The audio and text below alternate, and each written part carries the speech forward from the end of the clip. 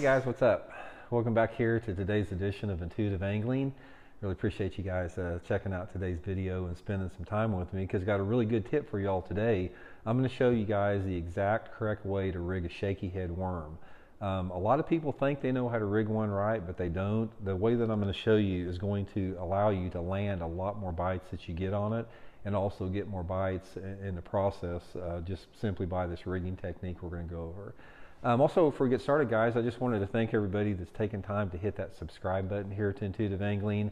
All you guys that have subscribed to the channel, hit that notification button, really appreciate it. And also, if you want to go to the next level and become a channel member with Intuitive Angling, you get extra private videos that are not seen by the public every week and some access to my email address for your fishing questions.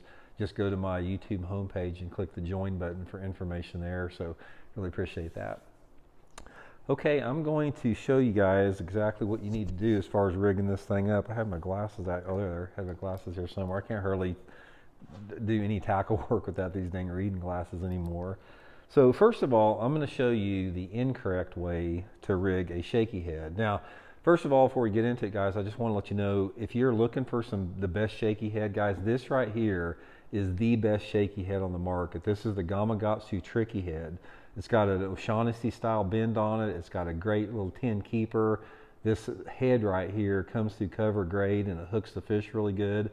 I'll link this tricky head, shaky head, link in my tackle warehouse description in the video if you guys want to pick up a pack. I have tried literally every shaky head on the market, and this one right here is the best in my opinion, Gamakatsu tricky head. Okay, here's how not to rig one, and this is how most people do rig a shaky head. So I'm going to show you how not to rig a shaky head. So most people will come through it like this. And also, guys, let me give you one other tip. Never, ever, ever, don't waste your money on a shaky head that's got the little screw thing, you know, where you screw your worm into the head. Those things are worthless. Make sure you always have the keeper where it's a straight shank. All of the expert shaky headers, this is the kind they use. They don't use the screw on. So this is how most people rig a shaky head. Come through and they just come through the middle of the worm just like that, and they call it good. This is not how you want to rig a shaky head, and this is how most people rig it. Now I'm going to show you why here. Well, I'll show you right here, then I'll show you the right way. The reason this is not the way to rig it is on a shaky head, you are using light line most of the time with a spinning rod, so you don't have a lot of power. When you take this hook here and you just put it straight into the worm like that, right into the middle of the worm, you've essentially made it too weedless, because think how much power that you have to generate to pull this worm all the way through the plastic, number one, and then once you get it through the plastic, you've got to get the whole point into the fish's mouth there. You've got to get the barb. So you got to penetrate. There's just a lot of mass of plastic that you have to penetrate even before you get it into the fish. So this is going to cause you to lose a bunch of fish. Okay, here's how you want to rig it. Take your shaky head.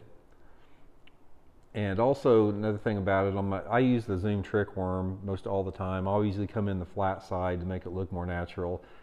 And when you put it on, make sure that you don't come too far on the head of the worm. You only want to come at the very most 1/8 of an inch, 1/16 of an eighth of an inch, because if you don't, it won't set. See, you've only got like a small little area there. You got like 1/8 of an inch. So you want that to set in there. Oh, my light came off here.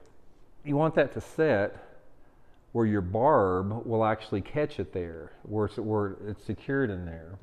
Dang, I just got a new light here, and that thing just keeps not working.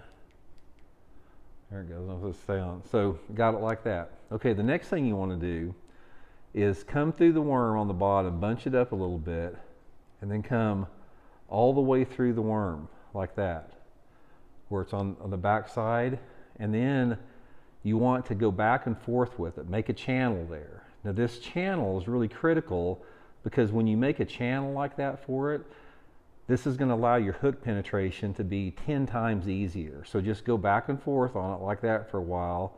And then if you're fishing a clean bottom that doesn't have much on it, just leave it like that. See the hook point there?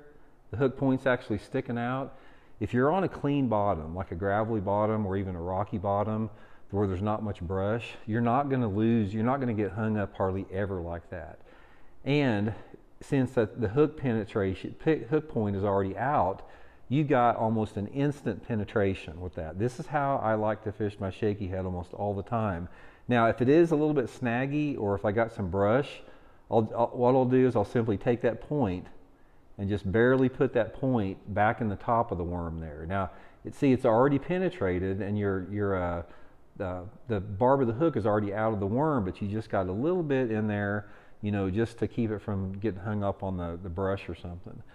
But anyway, guys, that's the way to rig it right there. I mean, the amount of fish that you're going to land on a shaky head is going to go through the roof compared to doing it the other way. Now, a lot of people don't realize it, but a shaky head, you lose a lot of fish on a shaky head. There's something about the worm setup and the way the fish bite it, and the worm being in the way of the hook, and the light line, you know, softer rods, that, you know, you can lose a lot of fish on them. A lot of times those fish will clamp down so hard on a shaky head, you set the hook on it with a spinning rod and you don't have much power, and you're not even moving that bait in the fish's mouth. When that fish comes up and clamps down on that shaky head like that, and you pull into it with a spinning rod with 8-pound line, it's not doing anything. You're not even moving the bait inside of that fish's mouth. So don't think that you're going to power it. What you want to do with this is, when you get that bite on that shaky head, don't sit there and set the hook. Let that fish swim a little bit with it. Let it swim for 4 or 5 feet,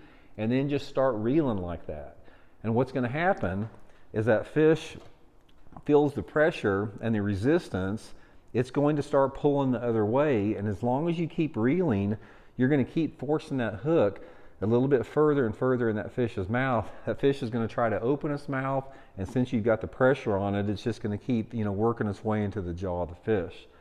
So anyway, guys, that is the way to rig a shaky head. I've experimented, I've learned the hard way with it, but I can promise you, if you try rigging it like that, it's going to add up to a lot more success for you. So hope it helps out. We'll talk later.